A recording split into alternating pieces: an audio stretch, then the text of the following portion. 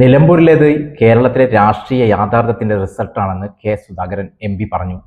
പിണറായി സർക്കാരിനെതിരായ വികാരം UDF-ന് അനുകൂലമായെന്നും കെ സുധാകരൻ പറഞ്ഞു.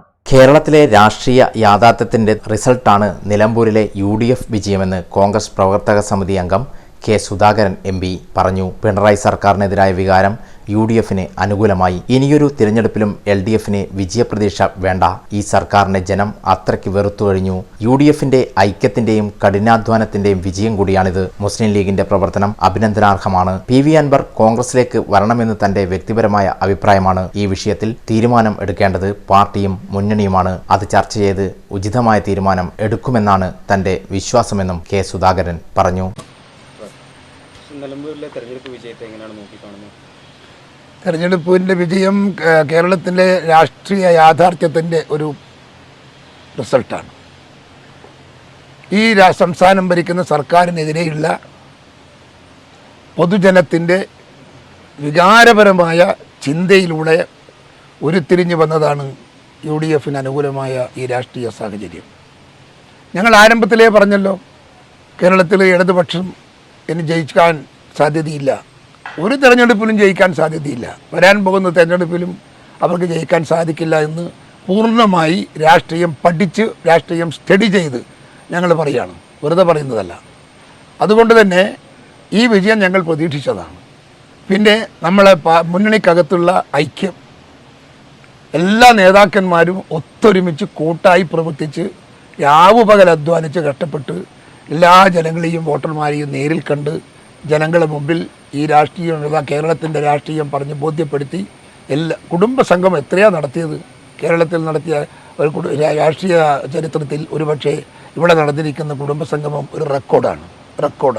അത്ര കുടുംബസംഗമം എന്ന് പറയുമ്പം അത്രയും കുടിലുകളിൽ, അത്രയും വീടുകളിൽ ഈ പറയുന്ന കാര്യങ്ങൾ എത്തുകയാണ്. അപ്പോൾ രാഷ്ട്രീയ യാഥാർത്ഥ്യം യഥാർത്ഥമായി ഒരു ജനസമൂഹത്തിന് നൽകാൻ സാധിച്ച ഒരവസരമായിരുന്നു ഈ തെരഞ്ഞെടുപ്പ്.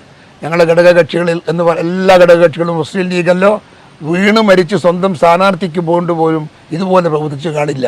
അത്ര ആത്മാർത്ഥമായി മുസ്ലിം ലീഗിൻ്റെ പ്രവർത്തകന്മാരും നേതാക്കന്മാരും ഈ രംഗത്ത് സജീവമായി പ്രവർത്തിച്ചു എന്നുള്ളത് ഒരു നല്ല ചരിത്രത്തിൻ്റെ ഭാഗമാണ്. അതൊക്കെ അതെ, അൻവറിൻ്റെ ഒരു സാന്നിധ്യം ഈ തെരഞ്ഞെടുപ്പിൻ്റെ അകത്ത് ഒരെണ്ണപ്പെട്ട തെരഞ്ഞെടുപ്പിലാണ്. നിങ്ങൾ മാധ്യമങ്ങളൊക്കെ വലിയ പ്രാധാന്യം കൊടുത്തു അൻവറിന്.